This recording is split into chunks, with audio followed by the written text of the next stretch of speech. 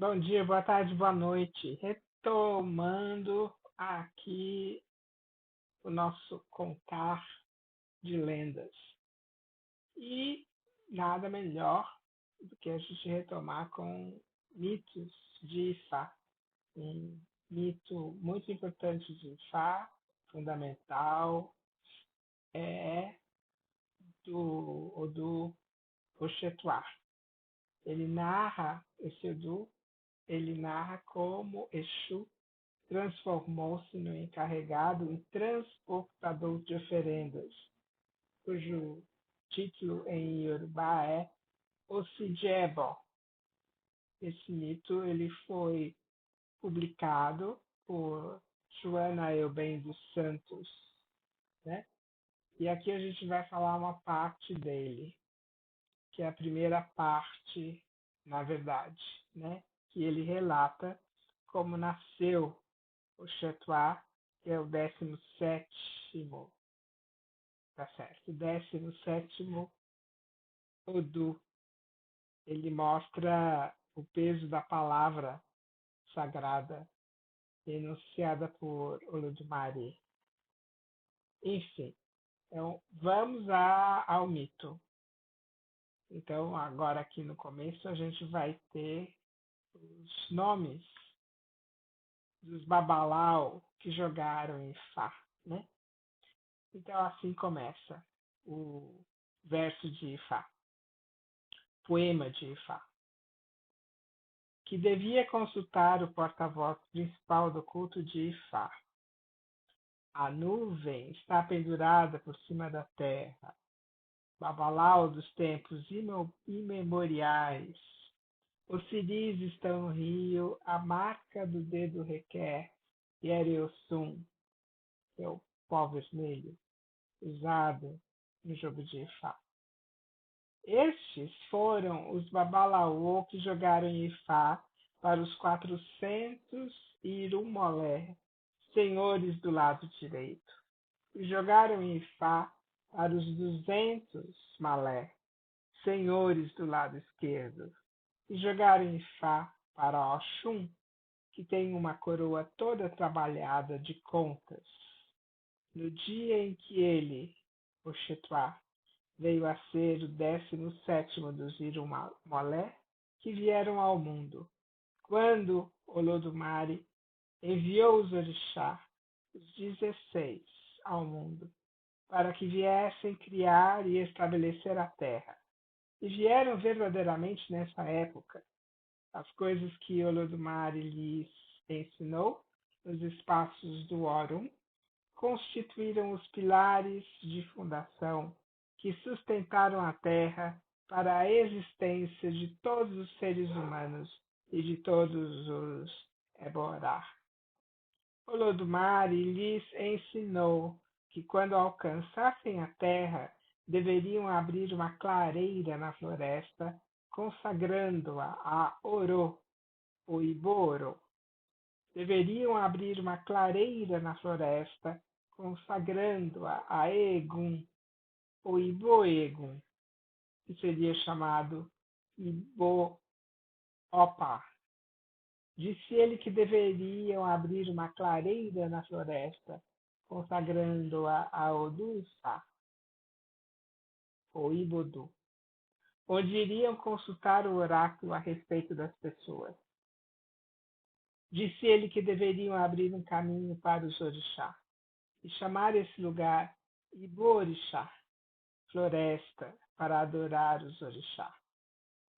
Olodumare lhes ensinou a maneira como deveriam resolver os problemas de fundação, assentamento, e adoração dos Ojubó, lugares de adoração, e como fariam as oferendas, para que não houvesse morte prematura, nem esterilidade, nem infecundidade, que não houvesse perda, nem vida paupérrima, não houvesse nada de tudo isso sobre a terra, para que as doenças sem razão não lhes sobreviessem, que nenhuma maldição caísse sobre eles, que a destruição e a desgraça não se abatessem sobre eles. Olodumare ensinou aos 16 orixá o que eles deveriam realizar, para evitar todas essas coisas. Ele os delegou e enviou à terra, a fim de executarem tudo isso. Quando vieram ao Odeaie, a terra, fundaram fielmente na floresta o lugar de adoração de Oro, o Iboro. Fundaram na floresta o lugar de adoração de Egum. Fundaram na floresta o lugar de adoração de Ifá, que chamamos de Bodo. Também abriram um caminho para os orixá, que chamamos de Bootá e Boxá. Executaram todos esses programas, visando a ordem. Se alguém estava doente, ele ia consultar Ifá ao pé de Orúmila. Se acontecia que Egum podia salvá-lo, dir-lhe-iam. Seria conduzido ao lugar de adoração na floresta de Egum, ao Iboibalé, para que ele fizesse uma oferenda a Egum. Talvez que um de seus ancestrais devesse ser invocado com Egum, para que o adorasse, a fim de que esse Egum o protegesse. Se havia uma mulher estéril, Ifá seria consultado a respeito dela, a fim de que Orúmila pudesse lhe indicar a decocção de Oxum que ela deveria tomar. Se havia alguém que estava levando uma vida de miséria, Orúmila consultaria Ifá a respeito dele. Poderia ser que Oro estivesse associado à sua própria entidade criadora. Orúmila diria a essa pessoa que é a Oro que ela deveria adorar. E ela seria conduzida à floresta de Oro. Eles seguiram essa prática durante muito tempo, enquanto realizavam as diversas oferendas. Eles não chamavam Oxum. Cada vez que iam à floresta de Egum, ou à floresta de Oro, ou à floresta de Ifá, ou à floresta de Oxá, a seu retorno, os animais que eles tinham abatido, fossem cabras, fossem carneiros, fossem ovelhas, fossem aves, entregavam-nos a Oxum para que ela os cozinhasse. Preveniram-na que quando ela acabasse de preparar os alimentos, não devia comer nem um pouco, porque deviam ser levados ao Malé, lá onde as oferendas são feitas. Oxum começou a usar o poder das mães ancestrais, Axé e Amê, e a estender sobre tudo que ela fazia esse poder de Yamiadjé, que tornava tudo inútil. Se se predissesse a alguém que ele ou ela não fosse morrer, essa pessoa não deixava de morrer. Se fosse proclamado que uma pessoa não sobreviveria, a pessoa sobrevivia. Se previsse que uma pessoa daria à luz um filho, a pessoa tornava-se estéril. Um doente a quem se dissesse que ele ficaria curado, não seria jamais aliviado da sua doença. Essas coisas ultrapassavam seu entendimento, porque o poder de Olodumare jamais tinha falhado. Tudo que Olodumare lhes havia ensinado, eles o aplicavam, mas nada dava resultado. O que era preciso fazer? Quando se congregavam numa reunião, Orúmila sugeriu que, já que eles eram incapazes de compreender o que estava passando por seus próprios conhecimentos, não havia outra solução senão consultar Ifá novamente. Em consequência, Orúmila trouxe seu instrumento adivinhatório, depois consultou Ifá. Contemplou longamente a figura do Odu que apareceu e chamou este Odu pelo nome de Oxetuá. Ele o olhou em todos os sentidos. A partir do resultado definitivo de sua leitura, Orúmila transmitiu a resposta a todos os outros Odu Akbar. Estavam todos reunidos e concordaram que não havia outra solução para todos eles. Os orixá Irumalé, se não encontrar um homem sábio e instruído que pudesse ser enviado ao Ludmar, para que mandasse a solução do problema e o tipo de trabalho que deveria ser feito para o restabelecimento da ordem, a fim de que as coisas voltassem a normalizar-se e nada mais interferisse em seus trabalhos. Diziam que tudo o que acontecesse, ele, Orúmila, deveria ir até Olodumare. Orúmila ergueu-se, serviu-se de seu conhecimento para utilizar a pimenta, serviu-se de sua sabedoria para tomar nozes de obi, despregou seu odum e o prendeu no seu ombro. Puxou o seu cajado do solo, um forte redemoinho o levou, e ele partiu até os vastos espaços do outro mundo para encontrar Olodumare. Foi lá que Orúmila reencontrou Exu Odara. Exu já estava com Olodumare.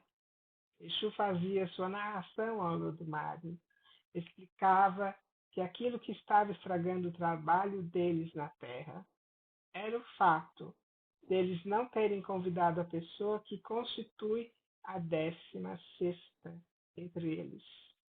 Por essa razão, ela estragava tudo. Olodumare compreendeu. Assim que Orumilá chegou, apresentou seus agravos a Olodumare. Então, Olodumare disse que deveriam ir e chamar a 16ª pessoa entre eles e levá-la a participar de todos os sacrifícios a serem oferecidos, porque, além disso, não havia nenhum outro conhecimento que ele lhes pudesse ensinar, senão as coisas que ele lhes havia dito. Quando Orúmila voltou à terra, reuniu todos os orixás e lhes transmitiu o resultado de sua viagem. Chamaram Oxum e lhe disseram que ela deveria segui-los por todos os lugares onde deveriam oferecer sacrifícios, mesmo na floresta de Egum. Oxum recusou-se. Ela jamais iria com eles. Começaram a suplicar a Oxum e ficaram prostrados um longo tempo. Todos começaram a homenageá-la e a reverenciá-la. Oxum os maltratava e abusava deles. Ela maltratava o Ixaná, maltratava Ogum, maltratava Orúmila, maltratava Ostan, maltratava Orunfê. Ela continuava a maltratar a todo mundo. Era o 7º dia quando Oxum se apaziguou. Então, eles lhes disseram que viesse. Ela replicou que jamais iria. Disse, entretanto, que era possível fazer uma outra coisa, já que todos estavam fartos dessa história. Disse que se tratava da criança que levava em seu ventre. Somente se eles soubessem como fazer para que ela desse à luz uma criança do sexo masculino, isso significaria que ela permitiria então que ele, a criança, a substituísse e fosse com eles. Se ela desse à luz uma criança do sexo feminino, podiam estar certos de que essa questão não se apagaria em sua mente. Ficariam aí pedaços, pedaços e pedaços.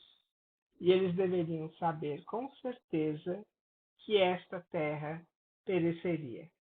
Deveriam criar uma nova. Mas se ela desse à luz um filho homem, isso queria dizer que, evidentemente, o próprio Olorum os tinha ajudado. Assim, apelou-se para Orixalá e para todos os outros orixás para saber o que deveriam fazer para que a criança fosse do sexo masculino. Disseram que não havia outra solução a não ser que todos utilizassem o poder, o axé, que Olodumare tinha dado a cada um deles, cada dia, repetidamente. Deveriam vir para que a criança nascesse do sexo masculino. Todos os dias iam colocar o seu axé, o seu poder, sobre a cabeça de Oxum, dizendo o que segue: Você, Oxum, homem ele deverá nascer. a criança que você traz em si. E todos respondiam, assim seja, dizendo, tô acima da sua cabeça. Assim fizeram todos os dias, até que chegou o dia do parto de Oxum. Ela levou a criança. Disseram que ela deveria permitir-lhes vê-la. E ela respondeu, não antes de 9 dias. Quando chegou o 9º dia, ela os convocou a todos. Esse era o dia da cerimônia do nome, da qual se originaram todas as cerimônias de dar o nome. Mostrou-lhes a criança e a pôs nas mãos de Orixá. Quando Orixá lá olhou atentamente a criança e viu que era um menino, gritou, Mussou! E todos responderam, Mussou! Que quer dizer, urra! Cada um carregou a criança. Depois a abençoaram. Disseram, somos gratos por essa criança ser um menino. Disseram, que tipo de nome lhe daremos? Orixá disse, vocês todos sabem muito bem que cada dia abençoamos sua mãe com o nosso poder para que ela pudesse dar à luz uma criança do sexo masculino. E essa criança deveria justamente chamar-se Axé Tuá, que quer dizer o poder trouxe ele a nós. Uá. Disseram, acaso você não sabe que foi o poder do axé que colocamos nela que forçou essa criança a vir ao mundo, mesmo se antes ela não queria vir à Terra sob a forma de uma criança do sexo masculino? Foi nosso poder que a trouxe à Terra. Eis porque chamaram a criança Axé Tuá. Quando chegou o tempo, Orúmila consultou Ifá sobre a criança, porque todos devem conhecer a sua origem e o seu destino. Colheram o instrumento de Ifá para consultá-lo. Eles o manipularam e o adoraram. Era chegado o momento de consultar Ifá a respeito da criança, para saberem qual era o seu odor, para que o pudessem iniciá-lo no culto de Ifá. Levaram-no à floresta de Ifá, que chamamos de Ibodu, onde Ifá revelaria que Oxé e Otuá eram seu Odu. Este foi o resultado que ele deu a respeito da criança. Orúmila disse, a criança que Oxé e Otuá fizeram nascer, que antes chamamos Axétuá, vamos chamá-la agora de Oxétuá. Foi por isso que chamaram a criança com o nome do Odu de Ifá, que lhe deu nascimento, Oxétuá. Oxétuá era o nome que ele trazia anteriormente. Assim, a criança participou do grupo dos outros Odu, ao ponto de ir com eles a todos os lugares onde se faziam a oferenda na terra. Foi assim que todas as coisas que Olodumare lhes tinha ensinado deixaram de ser corrompidas, e cada vez que proclamavam que as pessoas não morreriam, elas realmente sobreviviam e não morriam. Se diziam que as pessoas seriam ricas, elas tornavam-se realmente ricas. Se diziam que a mulher estéril conceberia, ela realmente dava à luz. A própria Oxum deu a essa criança um nome nesse dia. Disse ela, Oxô a gerou, significando que a criança era a filha do poder mágico, porque ela mesma era uma Adjé. E a criança que ela gerou é um filho homem. Disse ela, Aqui Oxô, eis o que a criança será.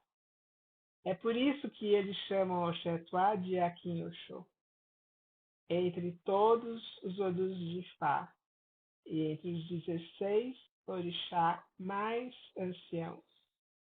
Depois, eles disseram que em qualquer lugar onde os maiores se reunissem, seria compulsório que a criança fosse um deles.